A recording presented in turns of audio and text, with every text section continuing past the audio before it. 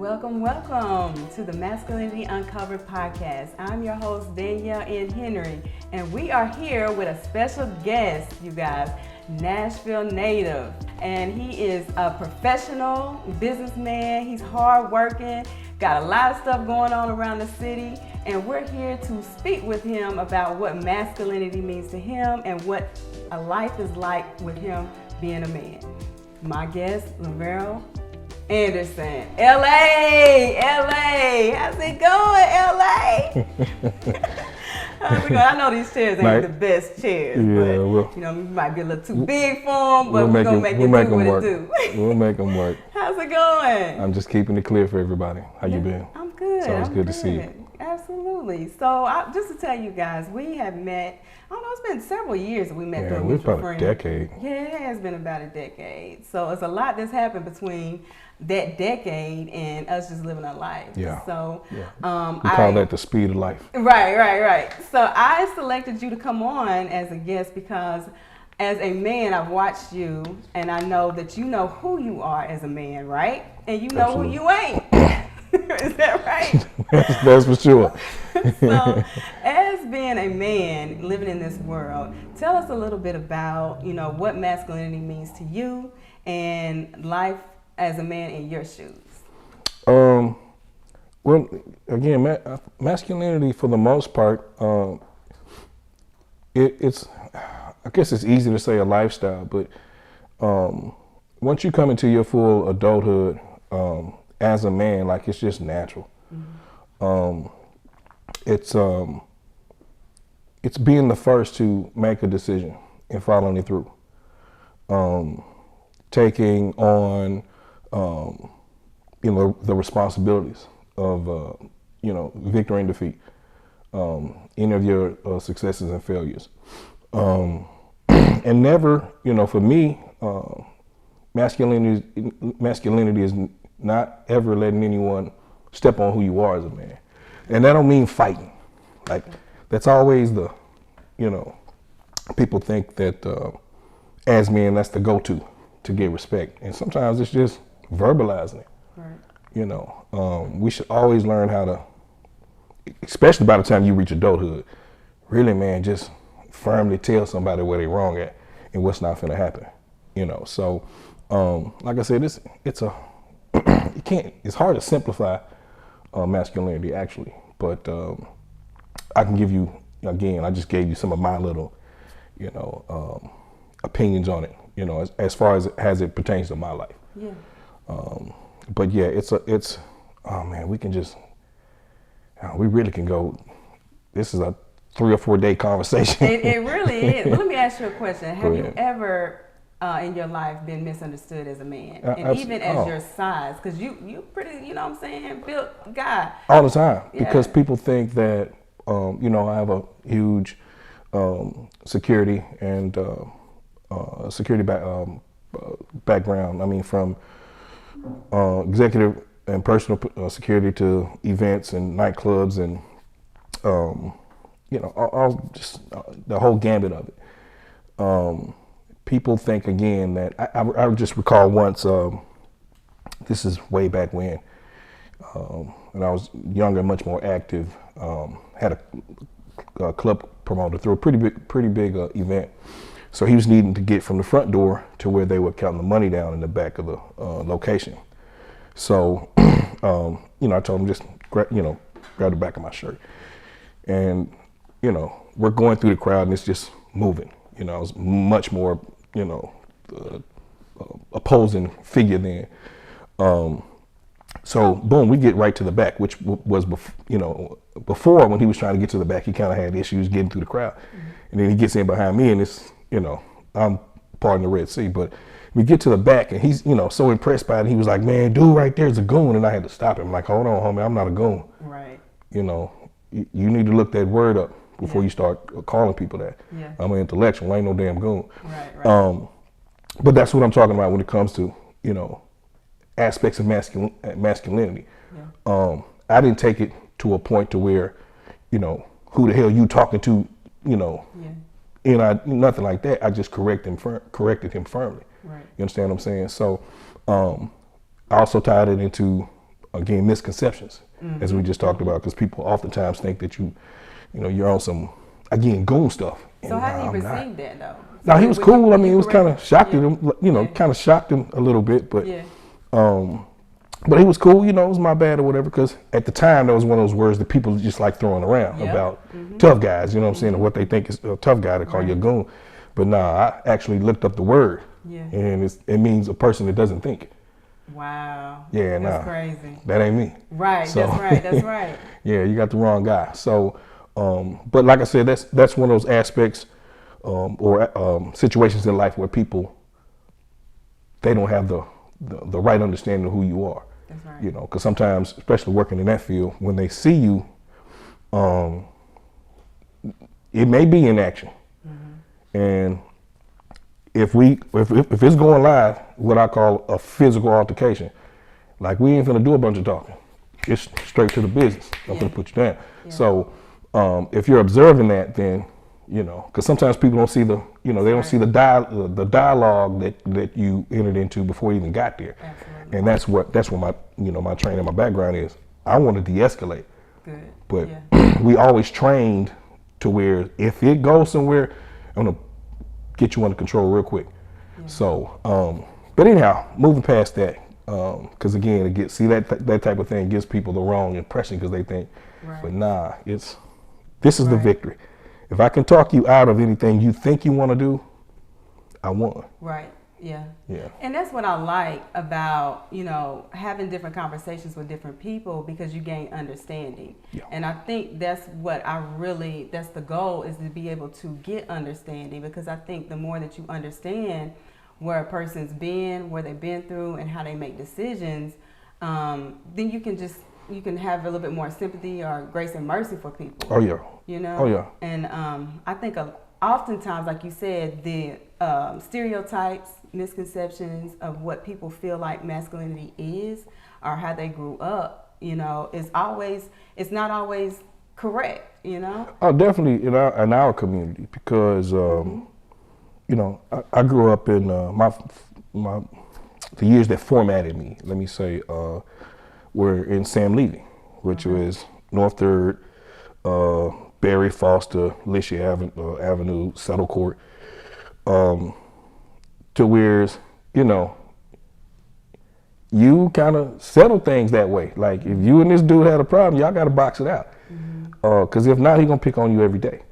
So you grow up with that, but all around you, that type of thing is considered masculine. Right. And I'm not saying it's not, but masculinity definitely shouldn't be boxed up as, everything that has to do with, something physical, right, so to say. Because I think masculinity is seeing a baby cry. Yeah. You understand what I'm saying? Be vulnerable. Yeah, and not waiting on her to pick the baby up. Right. She in the kitchen. Yeah. Baby girl crying.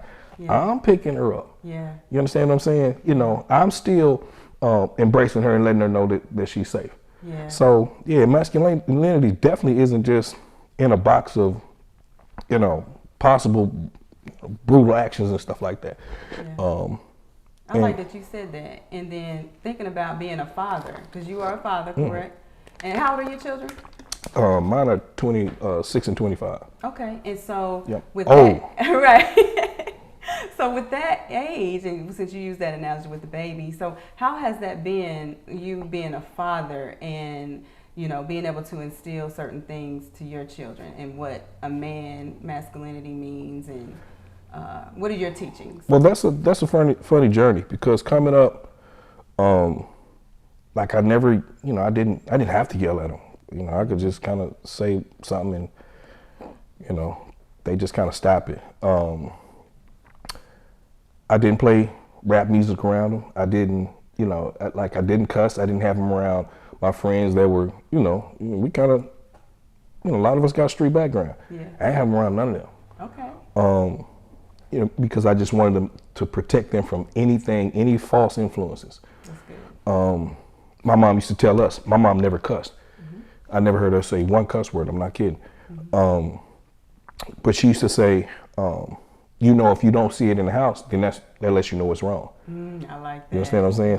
Yeah. So I tried to do the same things. Like I didn't introduce them to things, so when they went outside, there's a line. Okay, that's not in the house, so okay. you see what I'm saying? Okay. So, but now that they're adults, I ain't so nice to them. Oh, okay. You know? But now, is that giving false, and then this is the question, when we are protecting our kids for certain things, but then when they go outside the home, you know, hey, life ain't always like that. No, it's nothing like that. You know, well, we know this. Yeah. So how has that, you know, compare and contrast, you know, between what you're as parents, because, you know, what we're teaching our children and then what they see out there, and just it in itself is a contrast, because like I said before, you don't, you know, now they're faced with things that they're not hearing in the house, they're not seeing in the house.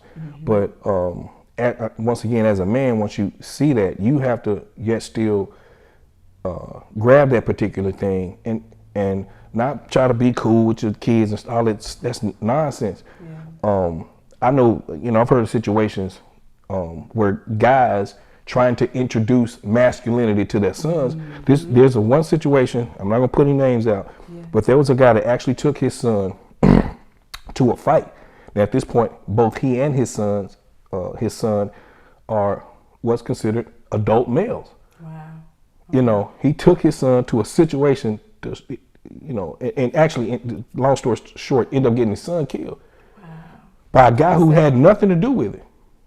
And he thought that he was trying to teach him to fight. He's trying to teach him how to, you know, step the dudes and straighten them. And actually got to end up his son, a dude that was sitting in the back of the vehicle that really had nothing to do with it. Just from the approach and the negative energy, the dude pulled the gun and shot the son. So, I can't even imagine, like the trauma that would come from that. I can't even imagine. Nah, just as a man, I had a similar situation.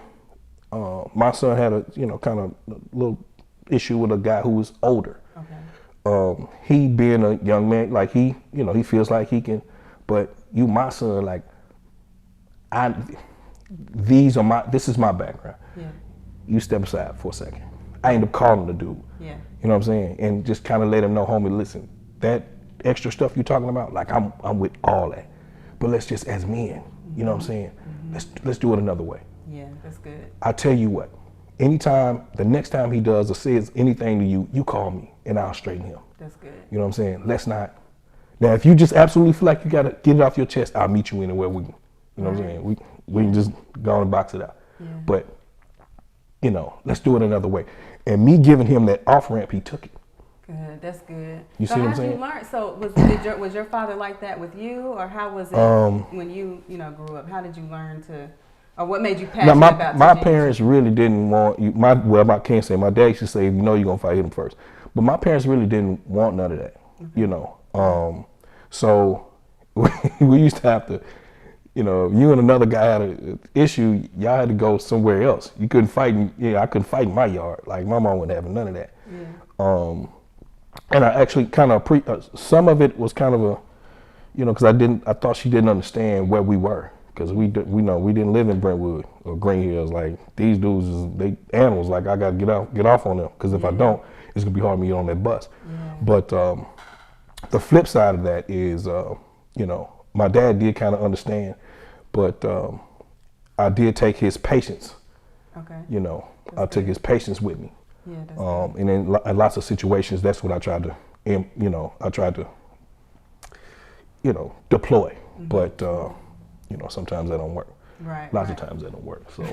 No, I can definitely understand that. Being that, you know, I used to manage group homes of boys, you know, in state's custody, and, you know, they would come from the detention centers and things like that. I would see that. And it's funny because environment does shape you too. Yes, absolutely. And like you said, I'm not from Nashville, but, you know, but you're speaking on, you know, the different cities and things. What do you feel like, or what can you tell me about the mentality of those type of, you know, kids that you were raised around, or that you've seen, that may not necessarily know how to self-reflect and pull it together? A lot of it was, you know, lack of guidance. Okay. Not having a male around.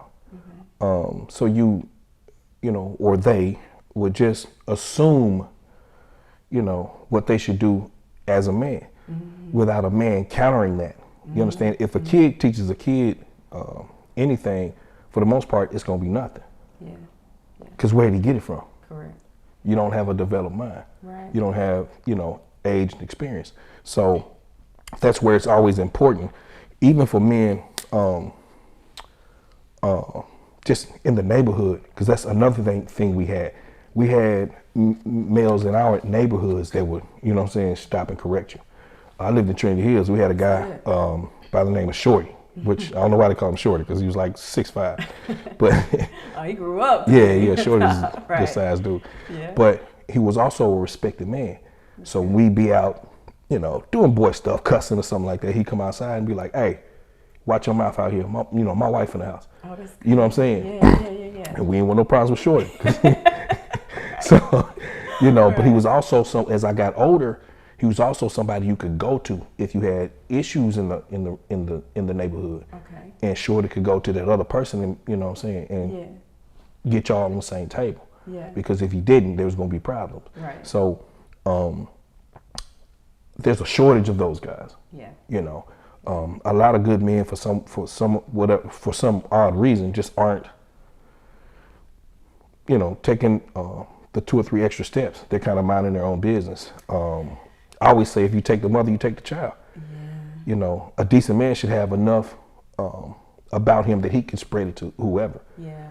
Well, you know, LA, a lot of times what I'm hearing is that a lot of people don't step in these days is because they don't know what the parent is like. Yeah. And a lot of times the parents are not as supportive. Like back when we grew up, you know, it took it's a village. We believe in that village and community support to raise our kids, because we can't do it by ourselves, you know? And it's okay that if you see my child out there and they're doing something that they're not supposed to do, correct that child. Absolutely. And that child better not say nothing back, or they going to, deal with us when we got back. Yeah, we didn't do that. But when we look at it in today's society and world, it's just not like that. No, we lost a lot, really right around the 90s. Mm-hmm.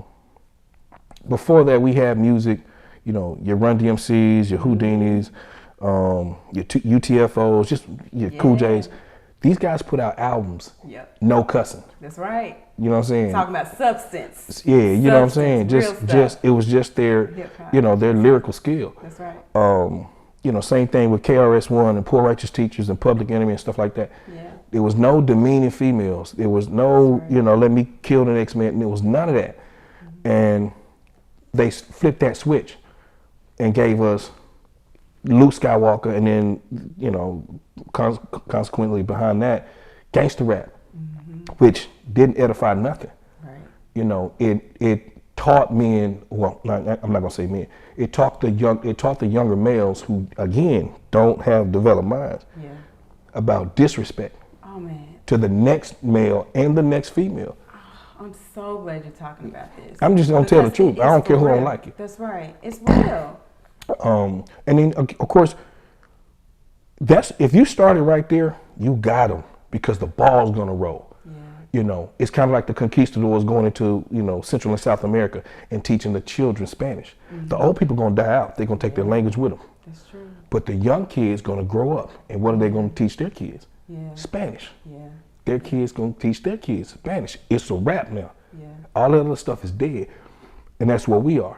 Mm-hmm. You had the mothers that produced children, the fathers that produced children in this particular area where the music isn't edifying. Sometimes the music is teaching them more than the classroom is. Mm-hmm. That's true. You understand what I'm saying? Yeah, and if it's not teaching them, you know, about love and compassion and, you know, respect, and you understand what I'm saying? It's teaching them, you know, just all this animus. I mean, and then you got that same spirit in your house, so you teach it to your children. So it's like I said, this generation, I don't know if we could put it back in the bottle, you know, but it started ahead of them. We're just seeing the fallouts from it. Oh, absolutely. We're seeing the fallout from it. So I don't know, man. I don't know how to fix it. Right. I'm not that smart.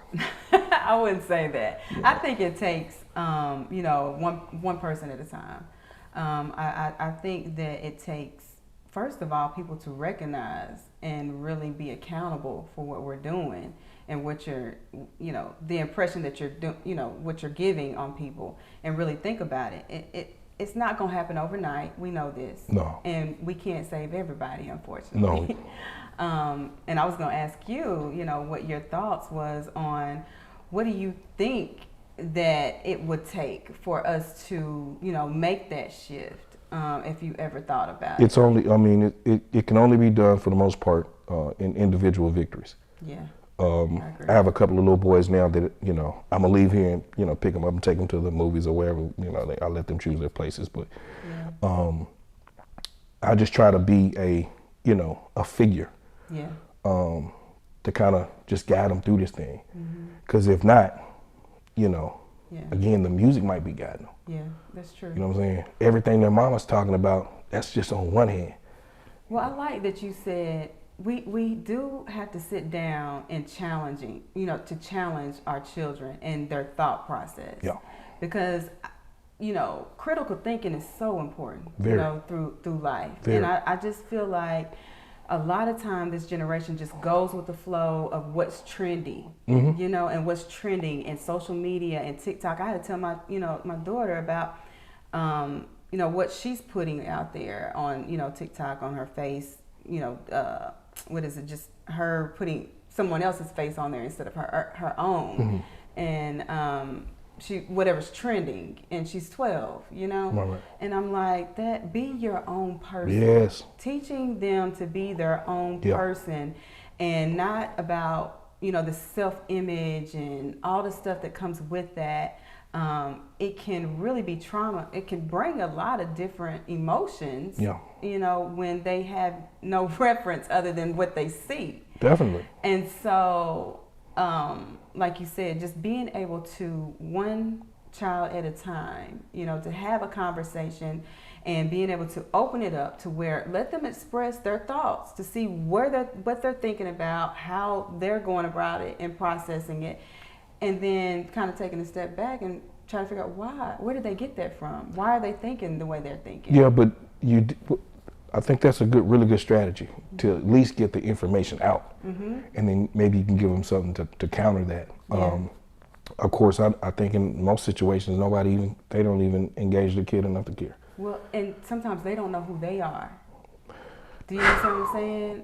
Because a lot of times people, they're being one person for somebody else and another person for somebody else to suffice. And that's another reason why I want to have these conversations with people that know who they are. I've had to, in certain situations, I've done that, to be honest. Yeah. And not from a two-faced standpoint, but I just know here I can't be that. Okay, let's stop. Let's talk about, why do you feel that way? Because it just, in certain situations, okay, let's just say, all right, well, case in point, when I worked in commercial lighting, I couldn't be who I am at the house. Okay. There ain't a lot of black folk in that field. Okay. You see what I'm saying? There's certain conversations I just couldn't have. I understand. Because they be like, you understand what I'm saying? So now the person I wasn't fake. I just wasn't this guy. You pick and choose your battles. Exactly. I get that. I get that. So yeah.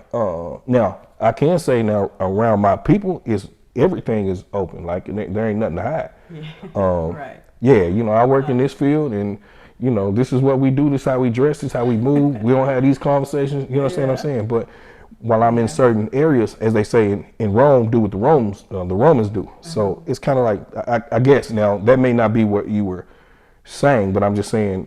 No, I understand. You have to adapt to whatever situation that you are presented with. I get that, and it does not mean that you're being fake.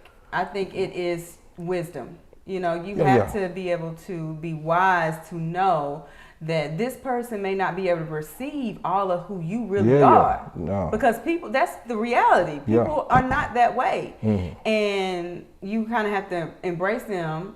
But also, I do think, because I've been in situations to me, titles don't mean nothing. No. You know, because people hide behind that, but that title, you make a title. Yeah. Titles don't make you. You know, you are a leader without even saying I'm a leader because of what you do. You know what I'm saying? Yeah, absolutely. So I think it's in our field, it's called command presence. Yeah, yeah. You know, so. But the thing about it is, once you come into who you are, you know, as a person, it speaks for itself. It does. So you don't have to try to prove anything to anybody. No, I you don't. know?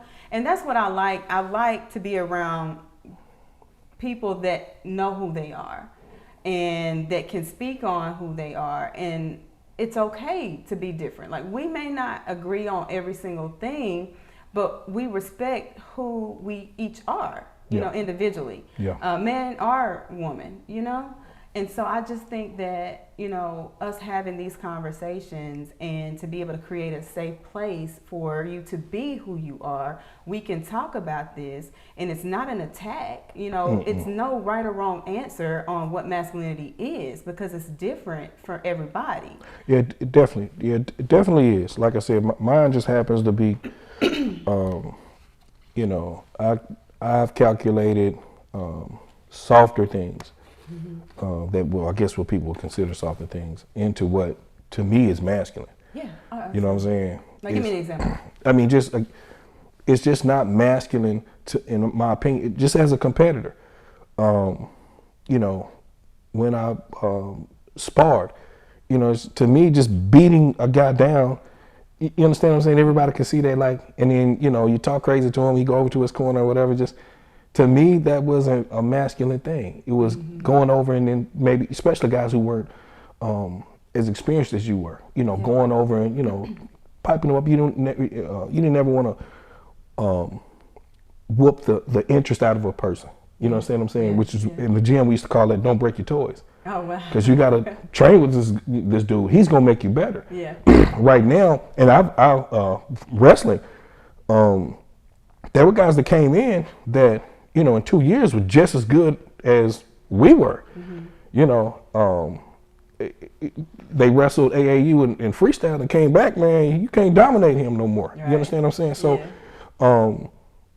just having that compassion for the next person, and let that extend out even to, because you sometimes, I mean, I've been in, recently, I've done some stuff, man, it was just wrong. Now, I can be the tough dude and be like, oh, well, you know what I'm saying? Or just apologize, because actually, I didn't intend it. I don't know where my mind was, but that wasn't my intent. Okay, so I like that you took accountability for that. Absolutely. And that's one thing that I feel like a lot of people don't do, is really think about the self-reflection, you know, of your day. You know, how could you handle something, you know, differently? Or like you said, having compassion or, you know, grace and mercy for someone, and to always think about getting better. Yeah. So I think that's good. I think that that's great that you acknowledge that. And if we can get more people to do that, you know, because again, if you think about it, we're living in real time here. You know, there's no do-overs, there's none of that. Yeah. So, you know, we all need to be able to have that grace and mercy and not really beating ourselves up about it, because when we internalize those things, you know, we can suppress things, and then that really turns into some health issues. Yeah. Right? No, for real. I know. Talk about it. My goodness. Like, not in my own life, but I have seen a particular person just carry so much, you know, resentment. And I don't know if they had any guilt attached to that or whatever, but they stay sick. They stay sick. Yeah. You understand what I'm saying? And me, I just assume, I'm kind of, you know, it's funny because everybody's, you know, I always get this alpha thing, and I'm actually Sigma. Okay. Talk to me about it. Talk to me about what that is. Y'all look that up, alpha male, beta male, gamma, Sigma males. And listen, when you, especially the men, when you start looking this up, whatever, don't start claiming stuff. Okay. Just look at, you know, the traits and see where you fit in at. Okay. Because to me, whatever you are is what you are.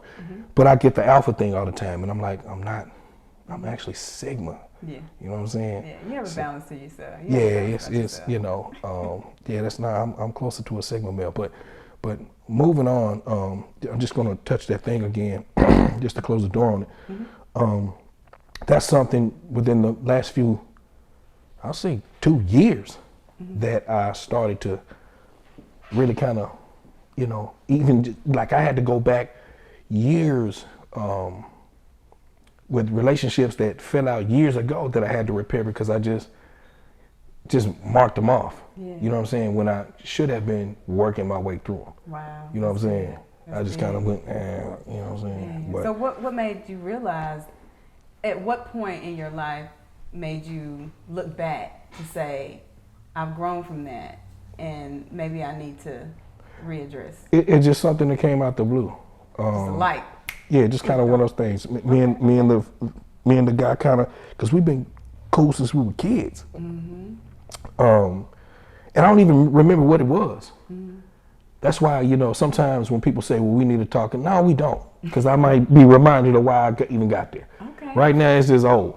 You know what I'm saying? Okay. So let's just, unless I did something real crazy, which not likely, but that was a situation where it was just, we were miscommunicating. Okay. In that miscommunication, one guy was taking one way and I took it another way. Gotcha. And at that particular time, like, my whole mentality was different. Okay. You know what I'm saying? Yeah. And I love you. So instead of us coming to a full head, let's just, and that's grace I'm gonna give you because I love you. Yeah. You know what I'm saying? Versus somebody else, I may have to go in and let them Rams butt. Gotcha. Just so we can figure this thing out. Yeah. But that's somebody you love, so sometimes it's easier to just kind of step away. And that whole step away was it was too long. Got it. You know what I'm saying? So finally, when you get a chance to repair that, like, I don't even want to talk about it no more. Let's get to the love. You know what I'm saying? And that's how that was. So again, more things that sometimes people kind of who have masculinity confused. Yeah. They don't want to. Got it. That's mushy stuff. You know what I'm saying? Nah, I'm too tough for them. Right. Screw that. Right. So to wrap everything up, because we've talked about masculinity. I love that you shared different situations that you've dealt with, and this is also about men's mental health, that it matters. So within that, just to kind of the last words. What are some coping skills? Like, have you found yourself, dealing with different issues that has hit you a different type of way that has been hard for you to overcome? And what are some coping skills that you've learned to deal with that? Personally, somebody else could probably give you something way better than I do. It's just my personality. I'm very nonchalant about a lot of things. Yeah. So I'm one of those folks that can just look at something and, if I was right, I was right. And if I was wrong, I was wrong. And just kind of resign to that. Okay. You know what I'm saying? Instead of letting it pound on my, Okay. Now, I will say that I will look in certain areas to make things better. Good. For in the next situation, because now I have that experience. Okay. Which is versus, there was a point in time, you know what I'm saying? Yeah. I don't care about that. I'm right, and that's where it is. So it's all growth. Yeah. And that's something that I had to develop. Now, my job, since I figured that thing out, is to give it to somebody else that may not have. Good. You understand what I'm saying? Man, sometimes you just have to, don't beat yourself up about things. Just, resign to whatever it is. Look at it as, in its purest form, its purest truth, and just accept it and move on. Yeah. Don't keep pounding on that. Like what you said, acceptance. I think a lot of times people have a hard time accepting things and moving on. Yeah. It doesn't mean that you have to agree with it. No. Right? No. But just being able to accept it. Yeah. That's all I got to say on that. I appreciate it. So we've had a great time with my man LA, and I hope you guys took something from this conversation, and we will see you next time. Roger that. Y'all be good.